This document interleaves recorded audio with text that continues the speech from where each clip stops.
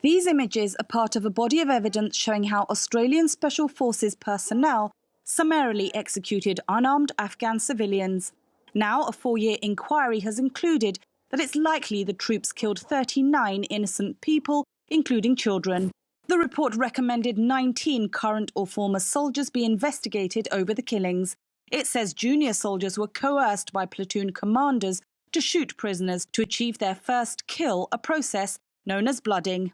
The inquiry also found that soldiers invented cover stories and planted weapons on corpses to cover up their crimes. Investigators said all the attacks were unprovoked. None of the alleged unlawful killings were described as being in the heat of battle.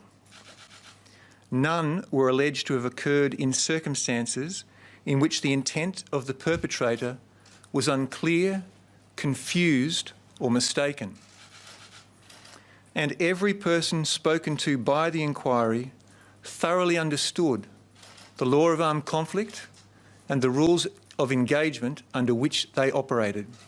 The 465-page report also revealed evidence that troops were engaged in body count competitions. In the Afghan capital, Kabul, many believe the men should be tried where the crimes took place. The Australian soldiers who have committed such a big crime must be handed to face the law of Afghanistan and should be punished accordingly. Analysts believe misconduct within the Australian armed forces is the result of larger structural problems and a lack of discipline. It's very important to not think of this solely as the doing of a small clique of soldiers. There is a little bit of a bad apples narrative going around out there.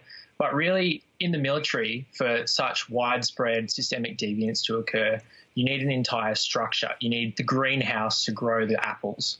And basically, that's the responsibility ultimately under international criminal law of the commanding officers of the task groups.